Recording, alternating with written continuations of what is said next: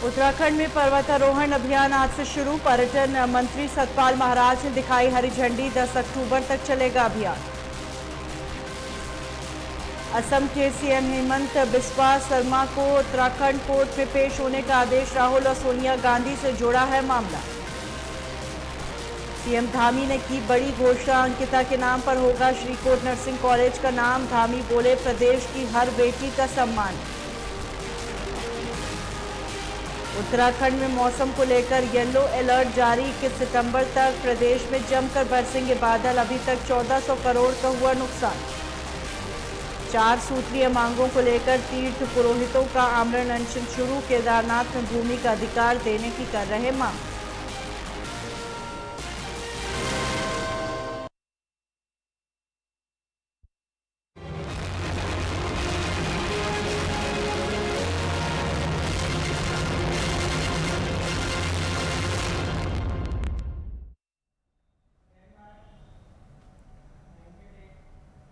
नमस्कार, स्वागत है आपका। आप देख रहे हैं उत्तराखंड लाइव। मैं हूं आपके साथ है ना। उत्तराखंड के बहुचर्चित अंकिता भंडारी हत्याकांड को आज 1 साल पूरा हो गया। इस मर्डर केस की गूंज पूरे उत्तराखंड में सुनाई दी थी।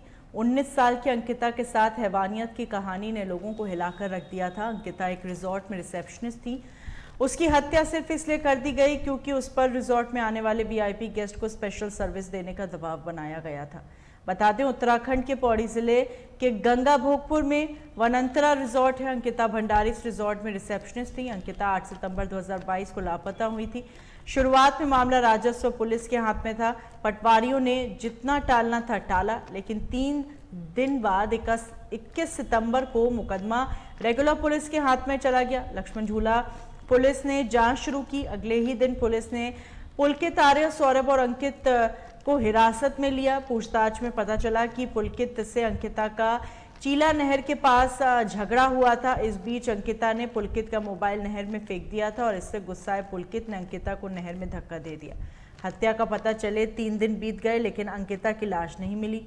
इसके 3 दिन बाद 24 सितंबर को अंकिता की लाश चीला बैराज से बरामद हुई और इसके बाद तमाम गुत्थियां भी सुलझती चली गई। पुलकित ने एक साजिश के तहत अंकिता की हत्या की थी। इसके बाद मामले को एसआईटी को सौंप दिया गया। वहीं इस मामले की सरकार के आदेश से फास्ट ट्रैक अदालत में सुनवाई शुरू हुई। पुलिस ने चार्जशीट में 97 गवाह बनाए थे। इनमें से अब तक 19 गवाहों की गवाही कोर्ट में हो चुकी है। इस दौरान गवाहों ने कोर्ट के सामने बहुत से नए तथ्यों को उजागर किया है।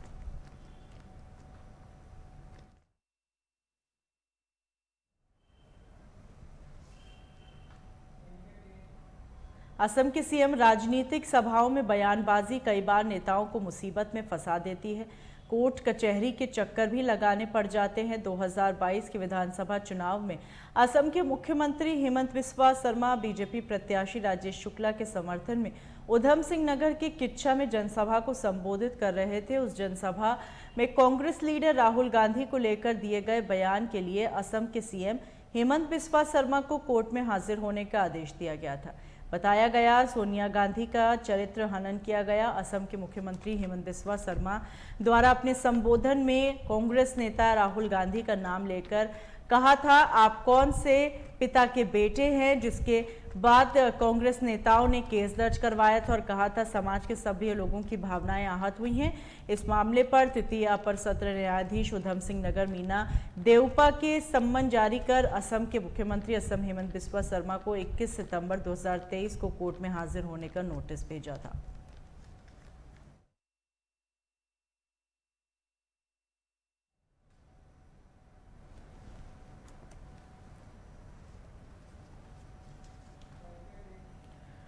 विपिन त्रिपाठी कुमाऊं प्रौद्योगिकी संस्थान के निदेशक केकेएस मेट और कांग्रेस विधायक मदन सिंह बिष्ट के बीच विवाद तूल पकड़ता जा रहा है।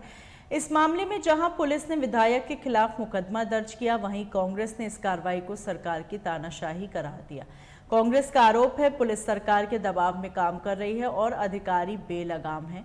निदेशक केकेएस ने विधायक पर अपने कुछ लोगों के साथ आवासीय परिसर में घुस गाली गलौज, अभद्रता और संस्थान की शांति भंग कर भय का माहौल पैदा करने का आरोप लगाया। रात लगभग 9:30 बजे मेरे पास एक नारायण सिंह रावत हैं यहाँ पर, जिनको मैं पहले भी मेरे पास आए थे, तो मैं उनको जानता हूँ, इसलिए उनका नंबर भी मेरे पास सेव था। तो उनका कॉल आया, उन्होंने कहा कि मैं माननीय विधायक जी के पास बैठा हुआ हूँ, तो वो आप चाहते हैं। तो मैंने विधायक जी को उन्होंने फ़ोन किया, मैंने उनको नमस्कार प्रणाम कहा।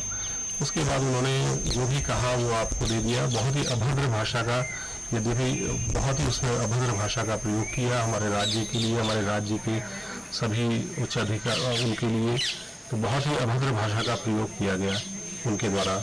तो उसके बाद मैंने फ़ोन को रख दिया, उनके फ़ोन को। उसके बाद फिर मैंने फ़ोन को क्योंकि मेरे घर में मेरी बेटी है, मेरी वाइफ के घर में है, और मेरी बेटी भी जिस समय मैं फ़ोन कर रहा था उस समय मेरे साथ ही थी, तो इसलिए मैंने ज़्यादा कुछ बोला भी नहीं उस फ़ोन में। मैंने जस्ट उनकी बात सुनी और उसको रख दिया उस फ़ोन को। उसके बाद उनके कॉल आए, नारायण रावत के भी कॉल आए और विधायक जी के भी कॉल आए, तो मैंने नहीं उठाया क्योंकि बहुत ही जब उन्होंने बात करी थी वो बहुत ही ड्रंक पिए, बिल्कुल नशे में, बिल्कुल धुत थे, और उनके जो उनकी आवाज़ भी उसमें लड़खड़ा रही थी, जो आप ऑडियो क्लिप से आपको क्लियर हो जाएगा, और इसलिए मैंने उनके फ़ोन नहीं उठाए। थोड़ी देर के बाद लगभग 10 बजे के आसपास वो लोग मेरे घर पर आ गए। सिक्योरिटी गार्ड को धक्का दे करके जो मैंने शीशे से देखा, उन्होंने यहाँ पर गाली गलौज करते हुए अंदर आए। उसने मेरे इतनी बुरी गालियाँ दी हैं विधायक जी ने, जितनी मैंने आज तक अपने जीवन में कभी नहीं सुनी है। जो गालियाँ उन्होंने आज दी हैं वो गालियाँ मैंने कभी भी नहीं सुनी। इतने बुरे यहाँ पर गर्ल्स हॉस्टल है हमारा बगल में, मेरी बच्ची 15 साल की मेरी बेटी अंदर थी, मेरी वाइफ अंदर थी, और उन सबके होते हुए भी उन्होंने इतने अभद्र भाषा का प्रयोग किया है। विधायक जी ने, उनके साथ जो नारायण सिंह रावत आया था, उन्होंने और एक दो लोग उनके साथ और थे, उन लोगों के द्वारा बहुत ही अभद्र भाषा का प्रयोग किया गया। और उसके बाद उन्होंने घर में आगे विधायक जी द्वारा गमले हमारे तोड़ने की को तोड़े गए, और वो दरवाजे को तोड़ करके अंदर आना चाह रहे थे। तो मेरी वाइफ, मैं बाहर आना चाह रहा था, लेकिन मेरी वाइफ और बच्चे बहुत डर गए थे, रोने लग गए थे, और उन्होंने मेरे को बाहर जाने से रोका। तब मैंने फ़ोन किया अपने कलीग्स, अपने फैकल्टीज़ को, स्टाफ को, तो काफ़ी लोग आ भी गए थे। उसके बाद भी बहुत देर तक वो हंगामा करते रहे। कुछ हमारी महिला फैकल्टी भी आई थी, उनके सामने भी वो इतनी अभद्र भाषा का प्रयोग कर रहे थे कि जिसकी कोई लिमिट नहीं है। उसके वीडियोज़ हैं हमारे पास, उसके सारे हमारे पास वीडियोज़ अवेलेबल है। बहुत ही अभद्र भाषा का प्रयोग कर रहे थे। तो अब आगे क्या आप चाहते हैं? आगे हम चाहते हैं कि इसमें न्याय मिले। हम जो भी कोई भी है, किसी को इस तरीके से मेरे घर में रात को 10 बजे नशे में आने का कोई भी अधिकार नहीं है, और मैं बिल्कुल मैं चाहता हूं कि इसमें पूर्ण न्याय हो। इसमें कोई भी किसी को भी इस तरीके का अधिकार नहीं है। मेरे वाइफ के सामने, मेरे बच्चों के सामने, और हमारे गर्ल्स हॉस्टल सामने है, उसके सामने इस तरीके की अभद्र भाषा का प्रयोग करे। तो हम इसमें मैं माननीय मुख्यमंत्री जी से भी ये निवेदन करना चाहता हूँ, माननीय प्रधानमंत्री जी से भी ये निवेदन करना चाहता हूँ, क्योंकि जो उन्होंने पहला कॉल किया था उसमें उन्होंने माननीय मुख्यमंत्री जी के बारे में भी बहुत ही अभद्र भाषा का प्रयोग किया है, और जब वो यहाँ पर थे तो माननीय प्रधानमंत्री जी के बारे में भी बहुत ही अभद्र भाषा का प्रयोग कर रहे थे। वहां से आया तो रास्ते में मुझे कुछ कर्मचारी लोग मिले। उन्होंने मैस के बारे में, आउटसोर्सिंग के बारे में मुझसे पूछा कि डायरेक्टर साहब इसमें क्या कर रहे हैं, आप जरा बात कर लो। तो मेरे पास डायरेक्टर का नंबर भी नहीं था। मेरे साथ मेरे जिला का अध्यक्ष नारायण रावत भी मेरे साथ थे। उन्होंने डायरेक्टर का नंबर अपने ही फोन से मिलाया। अपने फोन से मिलाने के बावजूद मैंने कहा, उन्होंने कहा विधायक जी आपसे बात करना चाह रहे हैं। तो उन्होंने उसके बाद में इनका फोन, मैंने ये भी कहा और भी रिश्तेदार क्या हाल है तुम्हारे, ठीक हो? तो इतनी देर में फोन कट गया। फोन कटा तो फिर मेरी आदत है कि मैं किसी भी अफसर को मिलाता हूँ या किसी दूसरे को मिलाता हूँ, तो मैं अपने फोन से फोन मिलाता हूँ, किसी का दूसरे का फोन यूज नहीं करता। तो उस फोन को मैंने किया, तो मैंने कम से कम 6 या 7 कॉल करी, मुझे याद है, लेकिन डायरेक्टर साहब ने जो है वो अपना फोन उठाया नहीं। तो मैं रास्ते से जा रहा था, मैंने कि चलो ये रिश्तेदार एक दिन में से कह रहे थे कि भाई आप तुम्हारे रिश्ते में आते हो, तो मैंने कि मैं रिश्तेदार अपना देख लेता हूँ घर पे आके। अगर मैं घर पे गया, मैंने कि भाई क्या हाल है, दरवाजे को खोलो भाई। मैंने दरवाजा खोला नहीं। जब दरवाजा नहीं खोला तो उसके बाद में मैंने इनसे कई बार कहा, मैंने कि भाई दरवाजा तो खोल दो, मैंने आपसे बात करनी है। तो उसके फलस्वरूप उन्होंने जो है इतना कहा, गेट लॉस्ट फ्रॉम हियर। अब मैं विधायक भाई प्रोटोकॉल के नाते अब गेट लॉस में किसी घर पे जाता हूँ, मुझे गेट लॉस फ्रॉम हियर है, तो ये तो बड़ा हमें भी बड़ी शर्मिंदगी आती है। तो यदि एक कर्मचारी वर्ग का आदमी क्या है प्रिंसिपल, क्या डायरेक्टर डिजाइन का होता है, हम भी जानते हैं। चाहे कोई चपासी भी हो, कोई भी पद पे आसीन हो, वो गेट लॉस नहीं दे सकता किसी विधायक को। ये तो अवहेलना है, इसको तो विशेषाधिकार उसमें अगले सत्र में, जो जब ये दिसंबर में सत्र।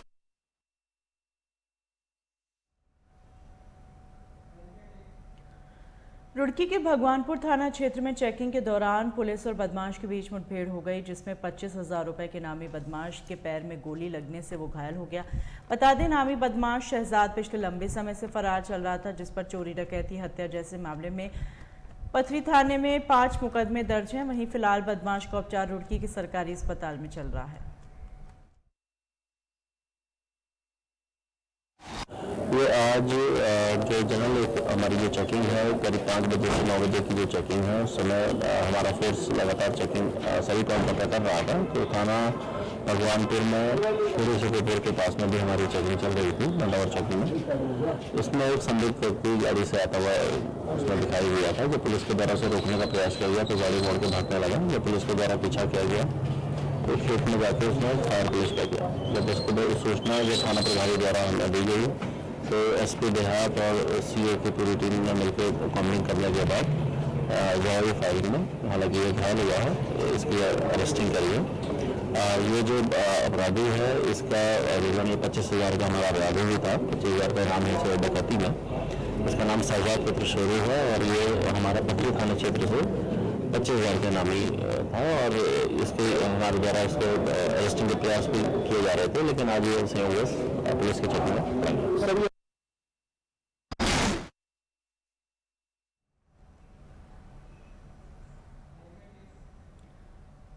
उत्तराखंड के उत्तरकाशी के शीतकालीन प्रवास मुखवा गांव में 2 दिवसीय मेला मनाया जाता है। इस दौरान युवाओं ने आंख से खेल का जमकर लुत्फ उठाया। टकनौर क्षेत्र में इस मेले को मनाने की परंपरा सदियों से है। सर्दियों का समय आते ही ग्रामीण अपने मवेशियों को कुछ हिमालयी क्षेत्र से सकुशल अपने घरों में लौटते हैं। इसी दौरान यह मेला रात के समय मनाया जाता है। युवा जली हुई मशाल लेकर नृत्य करते हैं और ऊंची पर्वत चोटी से ब्रह्म कमल पुष्प से गांव के इष्ट देवता सोमेश्वर देवता की पूजा की जाती है। और इस मेले में रात्रि के दौरान महिलाएं अनेक प्रकार के पकवान बनाती हैं, जिसे गांव में बाहर से जितने भी मेहमान आते हैं उनको घी के साथ इस पकवान को परोसा जाता है।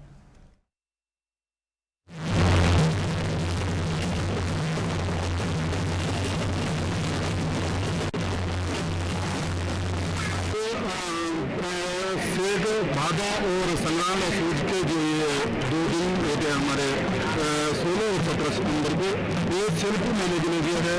पूरे उत्तराखंड में अब तो पूरे भारतवर्ष में मेला जाना जाता है। ये मेला जो है हमारे आस्था का प्रतीक है, जो कि ऐतिहासिक है। और इस मेले का जो इतिहास है वो ये है कि अभी जो हमारी जो फसल होती है, वो फसल जब तैयार होती है, वो फसल सबसे पहले जो है हम अपने आराध्य श्री शंकर देवता को अर्पित करते हैं। इसमें हम चीना से बने हुए कूड़े कलशाम को और आलू की जो नई फसल हमारी निकलती है, उसका जो साग होता है, वो सारे गाँव में जो है कल वो एक ही भोजन बनता है। और उसके बाद जो है जब वो बहुत पुराने समय के हमारे जो भेड़ बकरियाँ वगैरह होती थी, जो हमारे पशु होते थे, वो जो है अपने चारागाहों से गांव की तरफ आते थे।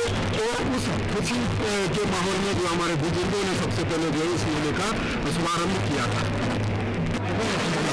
ये शिल्प मेला हमारा बहुत पौराणिक मेला है और ये हमारी पौराणिक संस्कृति भी है। इसको आज भी हमारे नौजवान हैं, उन्होंने संस्कृति को जिंदा रखा है। भगवान सोमेश्वर देवता दर्शन करने के लिए दुकानों और घाटों में फूल खिलते हैं। फसलों पकने का टाइम आता है, उस समय जो हमारे पशुपालक थे, जो हमारे गाँव में जो लोग रहते थे, दूर दराज में लोग बसते थे, वो जब गाँव की ओर आते थे तो फूलों को लेकर अपने देवता सोमेश्वर को और जो भी उनके रिश्तेदार नातेदार को सबको बुलाकर मेला एक मिलन का होता है, जिसकी भी ध्यानियाँ होती थी, उनको बुलाया जाता था। और इस मेले का आयोजन जो बहुत पौराणिक मेला है, जो पूर्वजों से उठता हुआ मेला है, इस मेले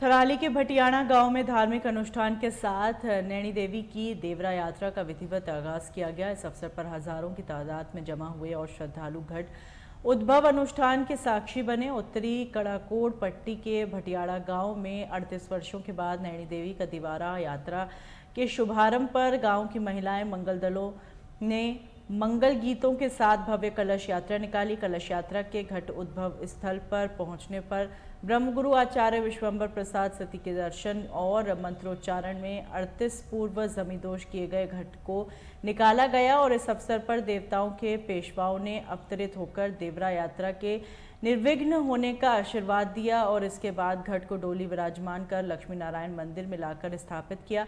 इस मौके पर महिला मंगल दलों द्वारा गणेश वंदना के साथ सांस्कृतिक कार्यक्रमों की प्रस्तुति की गई।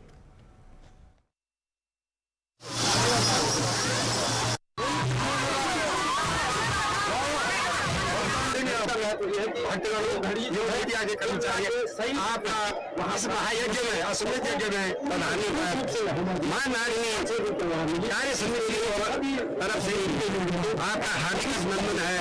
मां नारिणी जो कि 38 वर्षों बाद सन 1985 में इसका आगमन हुआ था, उसके बाद पूरा निकल रही है।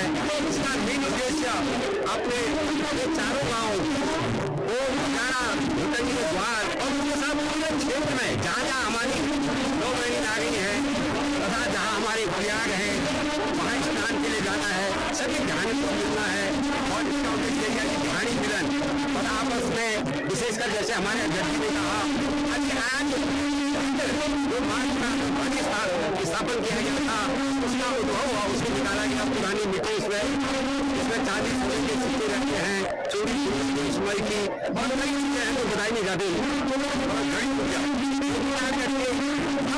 अगला कार्य आज से हमारा जो है परिवारों के बाबू और गुरुनाथ जो हमारे माता पिता विद्या है वो कार्यक्रम शुरू हो जाएगा।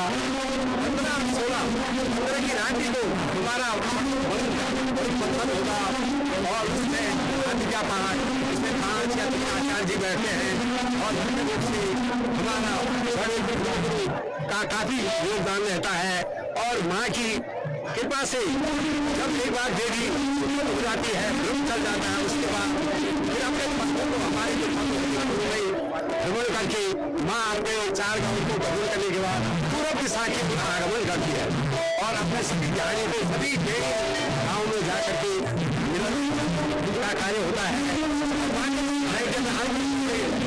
ने कहा 9 दिन का 3 मार्च से 11 मार्च तक एक विशाल आयोजन होता है। 2 दिन 2 रात का मेला होता है, 2 जन्म बनते हैं और बाबला विश्व जो है सिरा बंधन होता है, लोग नाग में बनते हैं, पया देखा जाता है, नाग का सारा जिसको कहते हैं उसका कार्यक्रम होता है 10 तारीख को। 11 को महायज्ञ होता है, समापन होता है, माँ की विदाई होती है, यज्ञ पुरुष को जो है यज्ञ सारा में विसर्जित किया जाता है और माँ के जो सिरा है उसको एक सिरा जो है यहाँ पर जाना नागी माँ के पानी धारा में और दूसरा चले जाते हैं। वो सिरा को माँ के प्रसाद वही होता है माँ का के द्वारा काफी महान यज्ञ में है। यज्ञ ये बार नहीं हो पाता है और धन्य है यहाँ की जनता के लिए जिन्होंने यहाँ के अध्यक्ष साहब यहाँ की कार्य समिति जिन्होंने महायज्ञ का आयोजन किया। माँ सभी भक्तों की मनोकामना पूरी करें, सभी घर में विद्या बुद्धि ऐश्वर्य पराक्रम धैर्य शांति साहस प्रदान करें ताकि हम सब माँ को याद करते रहें और माँ का आशीर्वाद बना रहे। जय नागी माता, जय लक्ष्मी नारायण भगवान। सबसे पहले मैं आप सभी आज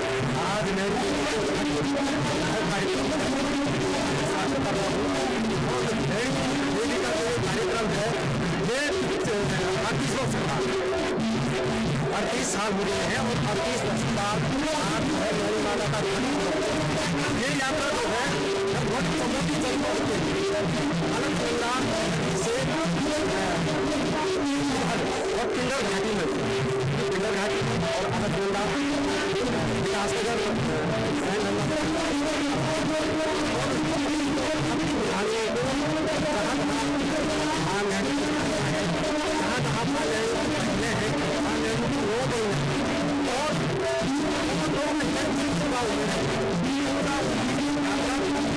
मिलन करेगी और इससे सफलता जो कार्यक्रम है स्थान देवी गुजरात का वो सफल इस भावना के साथ आज आचार्य सतीजी हमारे घर में है वो दिन तक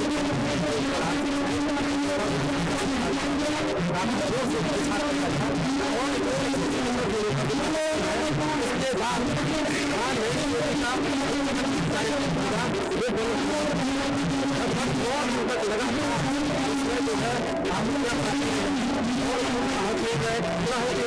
जो कार्यक्रम हो रहे हैं जैसे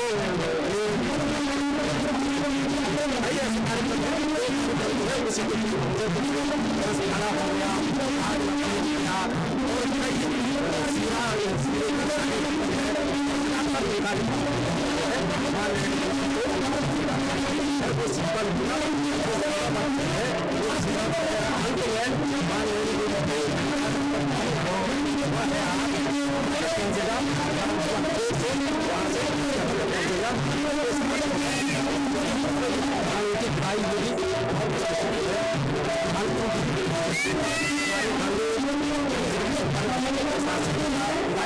गया और इसके बाद